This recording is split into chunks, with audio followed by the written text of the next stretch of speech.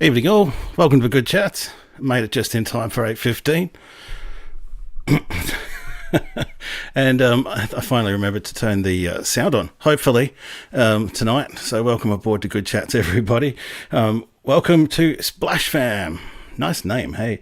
Welcome to Enola and Coffs Harbour. Luke's fishing up in the Northern Territory. We've got Boeing expert from wherever Boeing experts from, Kingsley over in WA, Steve Klink, welcome aboard, and Drew and Heather, hello, thank you so much for coming on board this evening, and thanks for your live coverage of the storms the other day, Drew. That was interesting to come in on from time to time throughout the day, so thanks for doing that.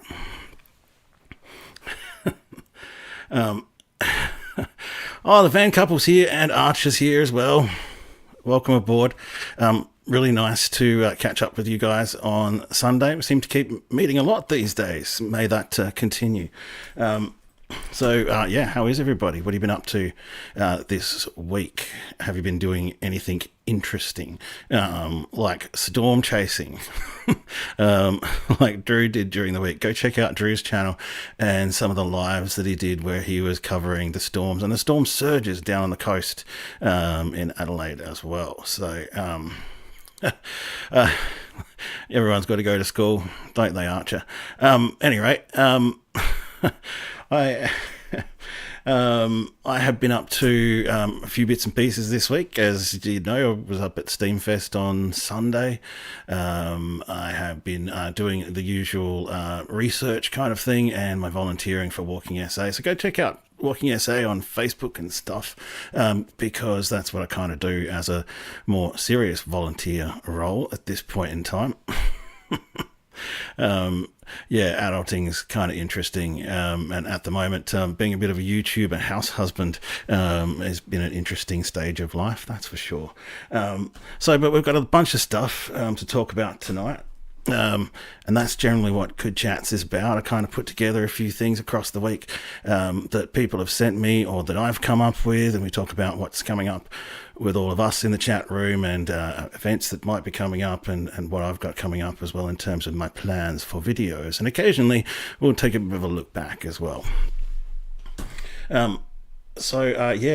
Dan from the Van Couple, he sent me in a couple of videos with questions. Finally, yes. So I'm going to play them as well. And we're going to see if we've got any experts who can answer the questions. We're kind of missing the likes of Max Hobby and Jack Wayman lately. Maybe you're replaying somewhere out there, guys, and you can help us answer some of the questions. Or Kingsley's always an up-to-date, or I should say an incredible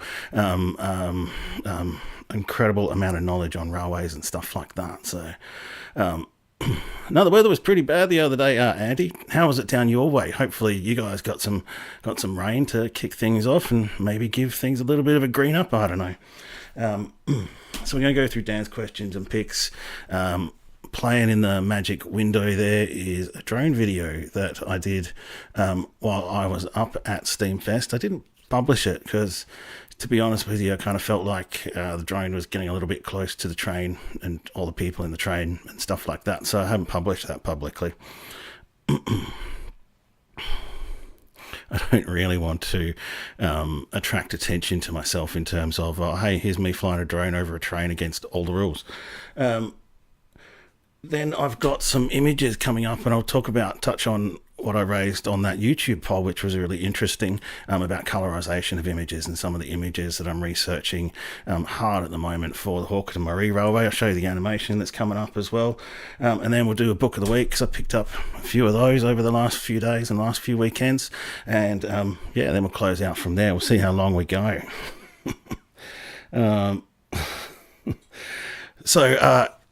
Where are we at? Dan's questions and picks. So let me just do a screen count. And then we'll go over to, hopefully this is still up properly. And hopefully the sound works through this too. Oh, g'day, Luggy11. Here we go. Right, okay.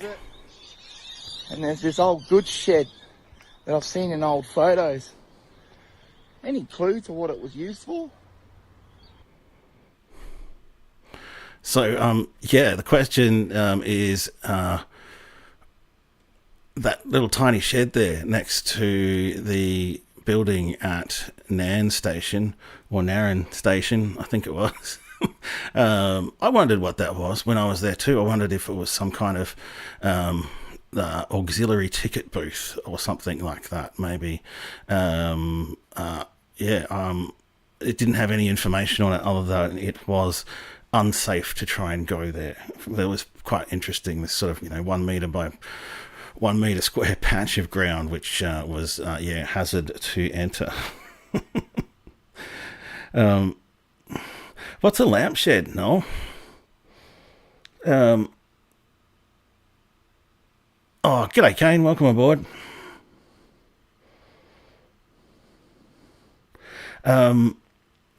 Kane's out on the highway. He's been posting prolifically about his journey back from Darwin. What a long haul, mate. Tell you, you're nearly home when you're at Snowtown. And you'll soon be on the dual highway where the cruising is easy and you can kind of feel like you can relax a little bit.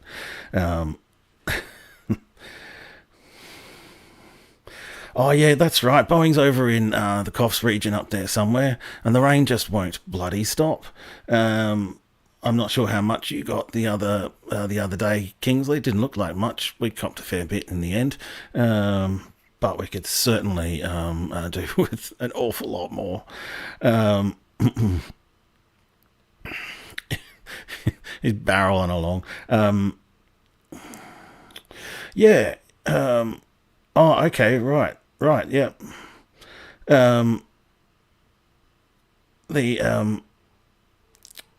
I'm just catching up with the messages. Yeah, it is amazing that it's still standing. It's just kind of emblematic, I guess. And there's fencing around it, and you do wonder whether or not they presume to maybe want to replace it or restore it one day, because I could see at Nan Station, and you'll know this too, van couple that. Oh, look at that! That's Jeff Justice Noddle calling me. Sorry, Jeff. I'll have to call you back later, man. Yeah, it is absolutely dry as a bone. 600 mils in 3 days. Yeah, I think it'd probably be about 6 mils in 3 days is probably what we got up here in Hillcrest. Yeah, that's interesting, Kane. So, yeah, that front came through and hit everybody.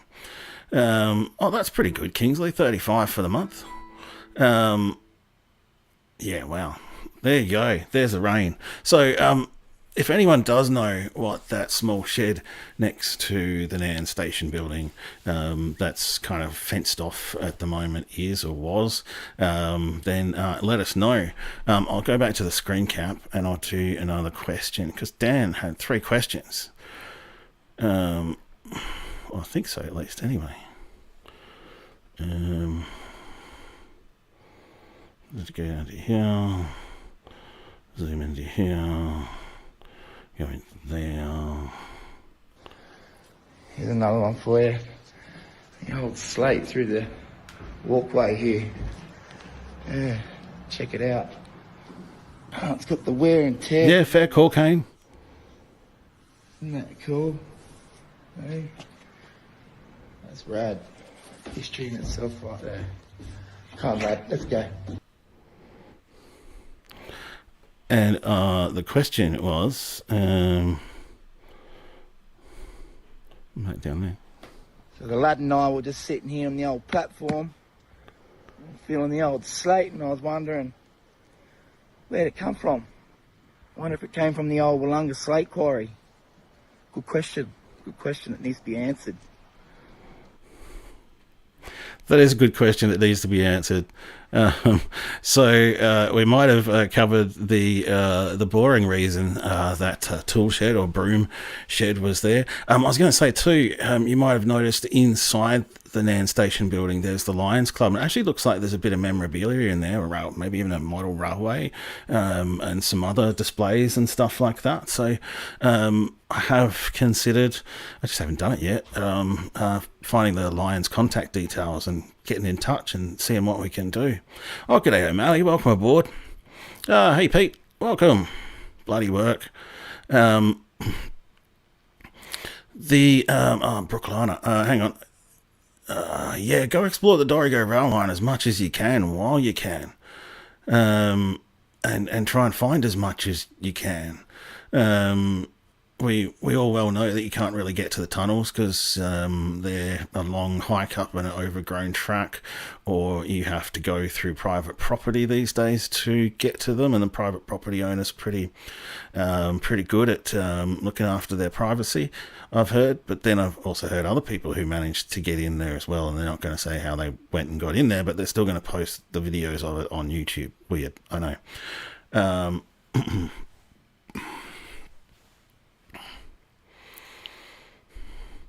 Yeah, we'll have to get in touch with the people from Nan and work that out. Yeah, Mount Barker Junction's got that little shed as well, and kind of you can tell plenty of people have been in and around Mount Barker Junction station. That's for sure. The Nan station is the Lions Club building. So yeah. Ton of walking tracks along the lines. Yeah. Well, no, I look forward to seeing what you can do, Bowen Expert. Get in there and have a look. I do actually really like and enjoy seeing other videos on the same places sometimes that I've done and the same subjects that I've done. It really truly is interesting to see other people's perspectives on the same or a similar thing. It's really cool. That's one of the coolest things about YouTube, I reckon. Nan doesn't have a railway suburban service. It's got the station, and the main line to Melbourne runs through quite back a bit from the platform these days, though. So yeah, it is a bit of a sad state of disrepair. I do wonder where that slate would have come from. I mainly mentioned Mount Gambier Bluestone, but I would reckon that a lot of the slate would have been locally quarried. There was heaps of slate quarries up in the hills back in the day. There's not so many these days because nobody really builds with slate anymore. But the hills were absolutely full of slate quarries, so you'd have to get right into it. I could probably have a look at this book.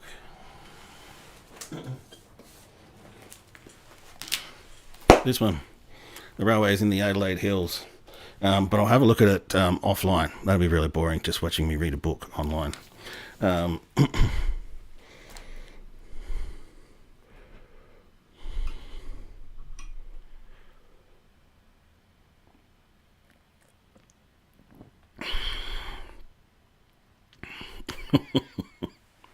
think it's going to be a long time before Perp Honda sees a railway train again. I needed a drink. What are we going to do next? Steamfest. So yeah, there's that video there. I had another video set up ready to go, but I've actually already forgotten what it was. Oh no, it was that one. All right, now we'll go that one.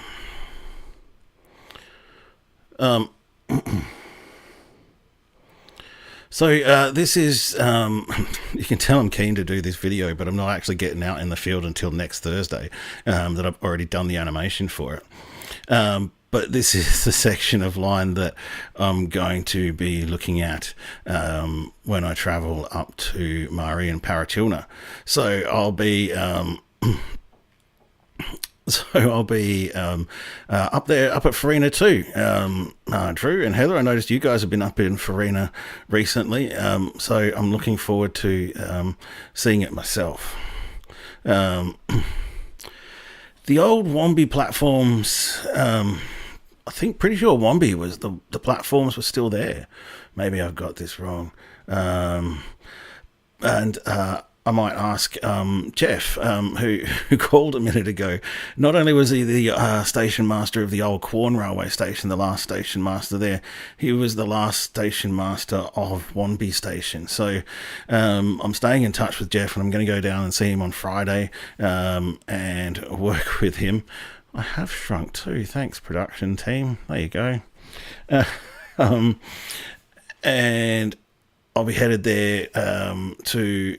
again, try and get a bit of a recording of his experiences at Quorn, and hopefully this project can expand to where he was also at Wonby and Boolaroo Centre and Warabara. And I know that every single time I say that town's name, I get it wrong. G'day, Graham. Welcome aboard. What was from ship's ballast, Splash Fam? Sorry, I didn't quite follow that one. I get it. The platforms. Interesting. And Graham, welcome aboard. Did I say that already? I don't know. Yes.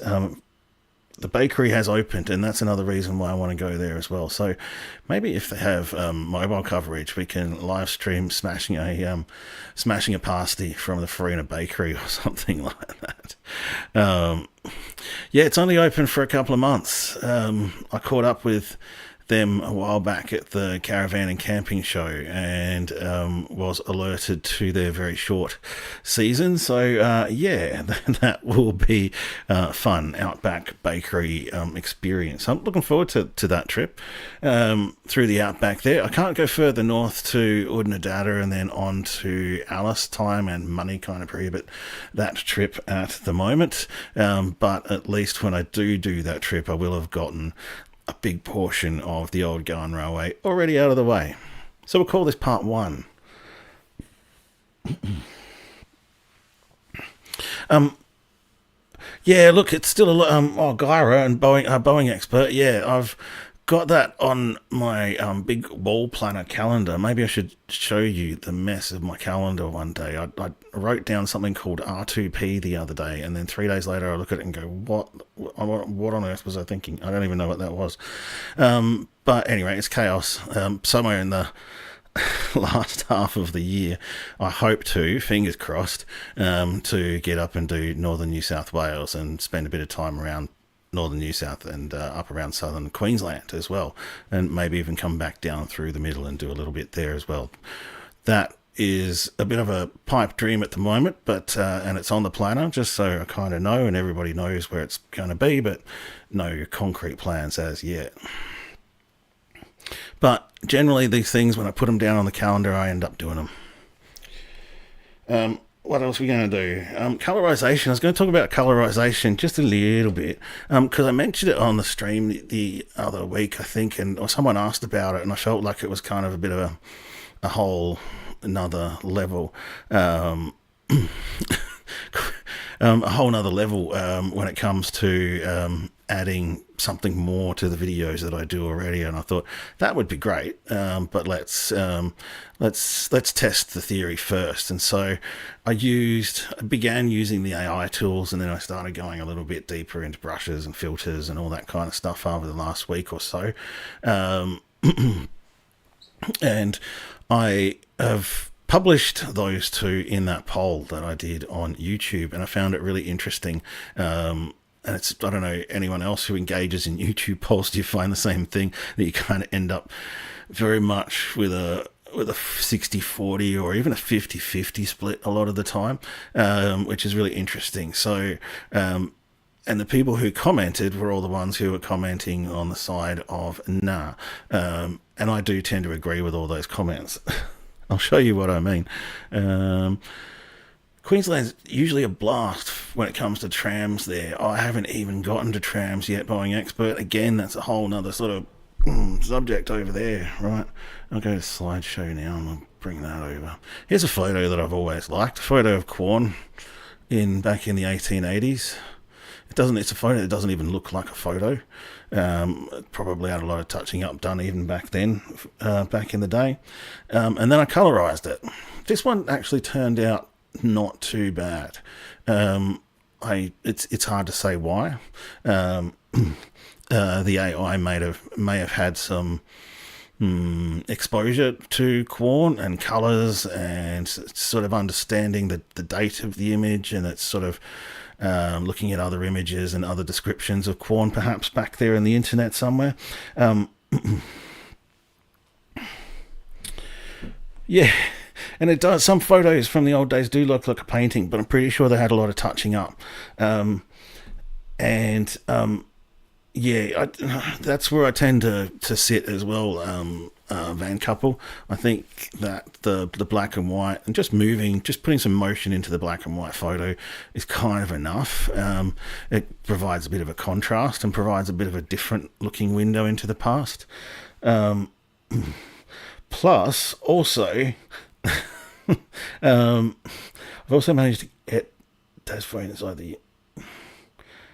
Yeah, right. Oh, the Yulong station. Yeah, look but don't touch, man. Oh, it was great to meet you too, Pete. Yeah, it was a really cool day, actually. I met a whole bunch of people, particularly during the live stream as well. So it was some really good real-life chats up there at Steam Rangers Depot at Mount Barker on Sunday.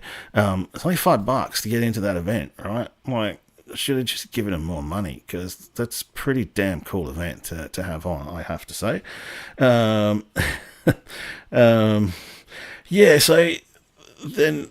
And for me too, I start to wonder whether, when I'm using AI, what that's doing to the representation of the image. Because it looks great, right? But how far out is it from the reality of the situation? Were things actually that color? Is kind of the biggest question that I have. And someone raised that point in a way to test it by converting a color photo to black and white and then recolorizing it with AI and just see what the differences are. I'll show you the next one, which I did. Hang on, I have to find my slideshow buttons again. There we go. Touch that one up of Farina. I just love these images sometimes, whether they're black and white or whether they're... Oh, thanks, fan couple. Yeah, so green. It'd be a lot brighter, I reckon. This photo's a little more problematic. This is a bit of a mix of brushes and AI. But I'm still learning to work with this. If you look at the bloke in the center, for example, his left shoulder is kind of a rusty red, and the rest of the cloak is whatever color it is. So, you know, I could get into brushing that out with another filter and all that kind of stuff. I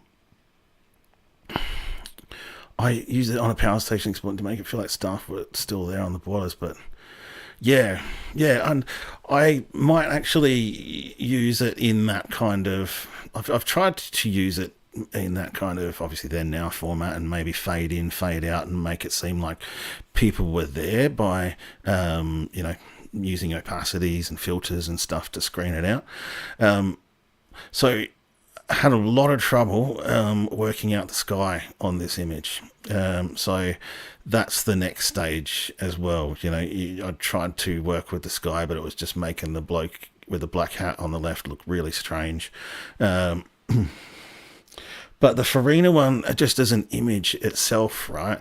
And so you can go out to Farina and it can be freezing, or you can go out to Farina and it can be burning hot, right? I'm hoping that it was freezing in this photo with the amount of fine clothing that these gentlemen have on. And if you've been out to Farina, for example, you'd know just how big an occasion this is.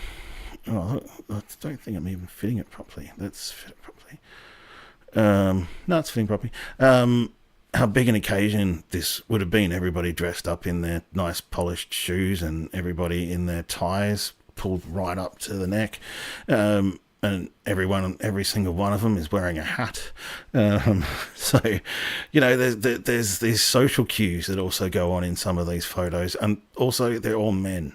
And they are waiting in Farina by this wooden station. And again, if you've been to Farina, or you know Farina, or if you don't, and you will have been in a couple of weeks' time, or go check out Drew's Adventures channel and hither with Heather's channel to have a look at the videos they've been doing around Farina over the last couple of weeks, and it's a hellhole of a place. There was a great quote about it somewhere in my documents on here that I got from one of my references. Let's have a look. Farina. Where are we? There was a quote, and I'm just looking for it now.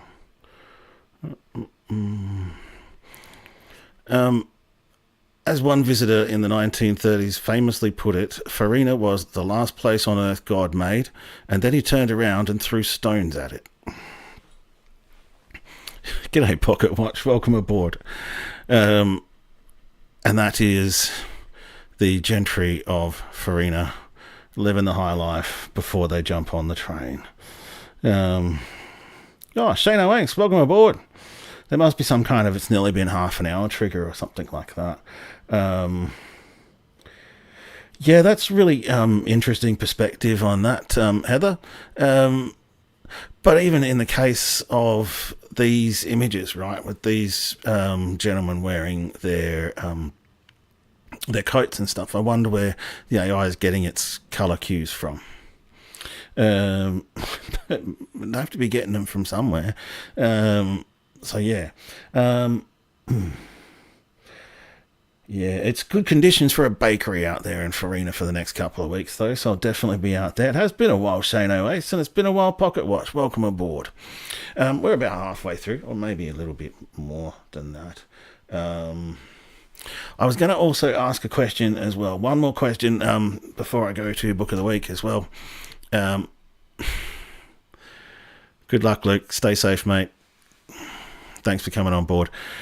Before we go to the Book of the Week, and that is that you all know I'm doing the live presentation, which I was going to call Good Chats for a little while, down at the National Railway Museum on Sunday, June 22nd, and I'm going to present the main South Line video, or South Main Line video that I did. I like the South Main Line name better, that I did a couple of months back. That's become a popular video, particularly with some people down at the Railway Museum and around the Railway Fraternité, and I'm going to go down and present it. But I'd be interested to know what people want to know about it, or perhaps want to see me talk about.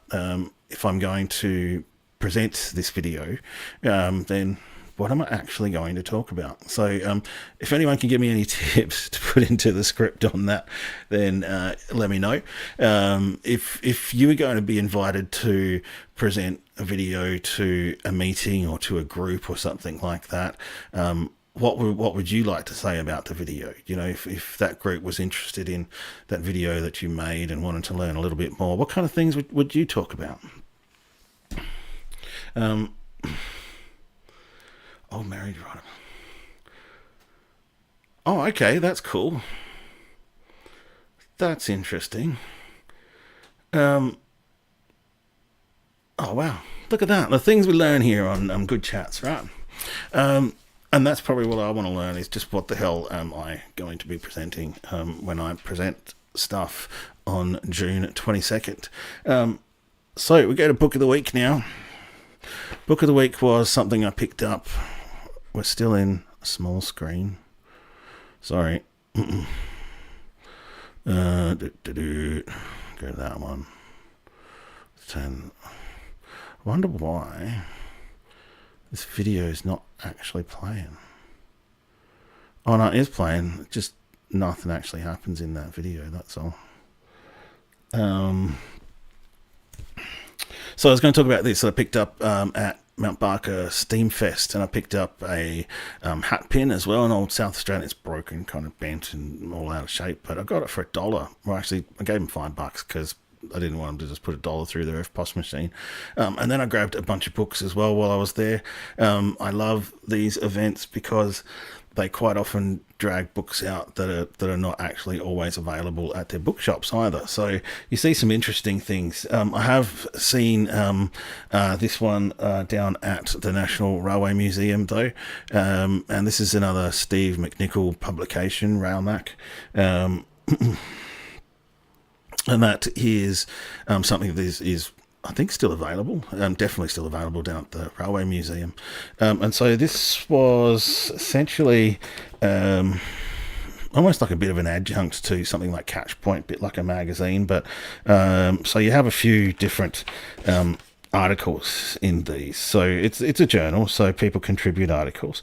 There's a heap of editors and authors there on the first page.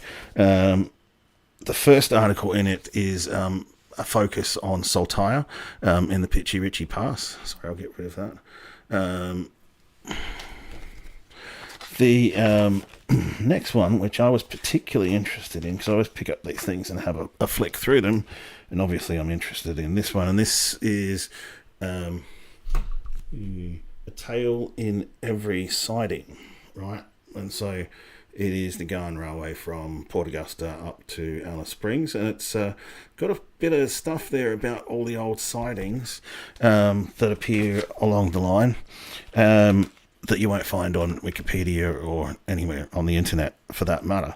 So so it goes quite into a bit of detail on places like Edeowie, the Paratuna Fettler's Cottage. Well, when I say a lot of detail, like 2 paragraphs is a lot of detail for some of these places these days. The Lee Creek Coalfields actually gets a whole page, for example. So I'm looking forward to getting out there. Then it spends some time talking about the restoration of Burra Station, which is obviously not so current anymore because this was 2013. But yeah, I picked up an awful lot about the railway line that I'm about to cover, and I love doing the book research and bringing the information out of these books and into something, for me personally, more enjoyable and more digestible, which is, you know, a flowing sort of storytelling video format. Pocket watch, hang on. I would...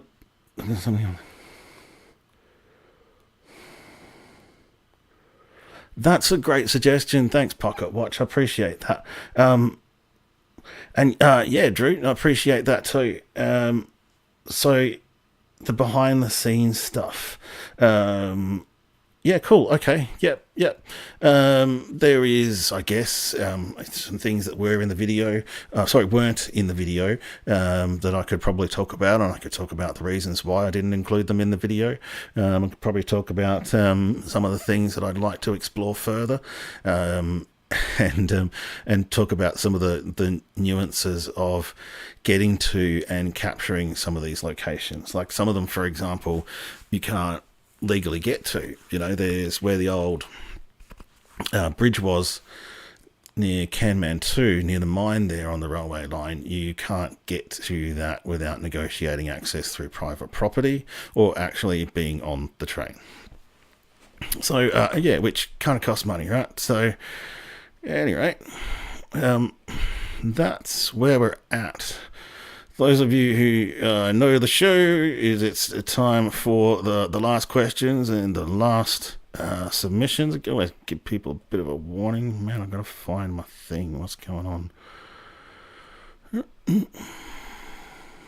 There we go. I found it. This is why real radio shows actually have producers who sit behind the screen there and push all the buttons, so the poor old person on the screen doesn't have to remember to do all that.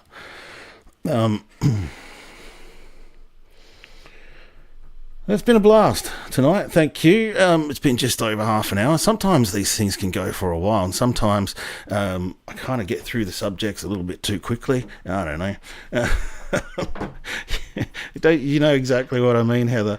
You kind of want to keep things rolling, but you've also interacting with all the crew in the chat room, and as I always say, I learn so much more from the people in the Good Chats chat crew than I probably give out, I think, and that's why I love doing this, because I always get more back.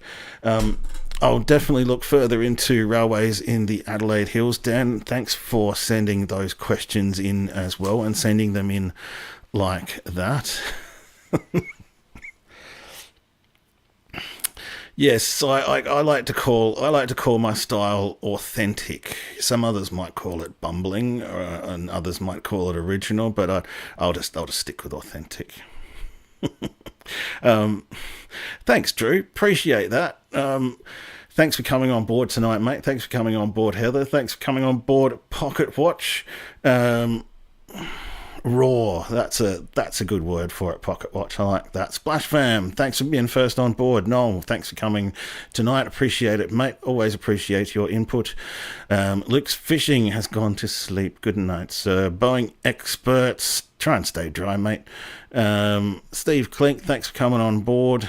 JK, hope you're going well, mate. Thanks for coming on board. Van Couple, so Dan, Amber, Penny, and Archer. And I was told to tell Archer to go to bed after the live stream, so go to bed. Bro, thank you for coming on board. Plain Train Guy, thanks for coming on board. Andy Munro, hope you're well down there, and hopefully you get a bit more rain, mate. Who else have we got on board? Luggy 111. Kingsley, thank you, sir, as always, for coming on board. I know you appreciate the authenticity. Kane's Trains, thanks for coming on board. Hopefully you're somewhere down around near Lockheed or thereabouts by now, maybe even a bit further south than that. Who else have we got on board tonight? Oh, we had the latecomers come on board too. We had Pete. Thanks for coming on board after work, mate. Good to see you. We'll catch up again soon. O'Malley, thanks for chiming in there just the once. Who else have we had on board tonight? Graham Dory, thank you for coming on board. We nearly had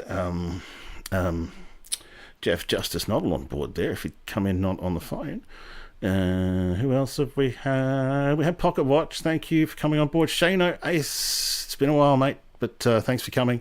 And hopefully we get to catch up with the likes of Max and Jack and some of the old schoolers in weeks to come. If you have been replaying this far, then I actually can't believe it. And thanks for coming on board. I really appreciate it.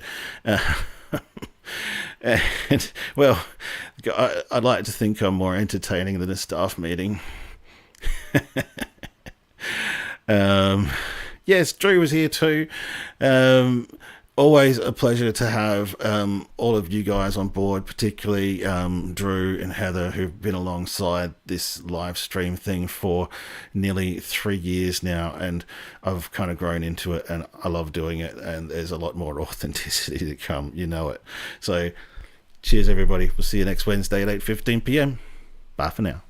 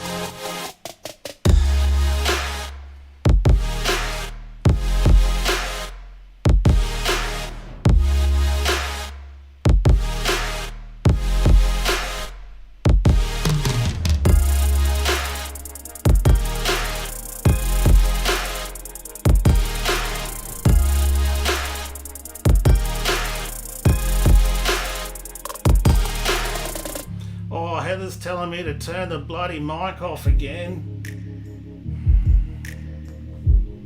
Bloody hell. Leaving the mic on again.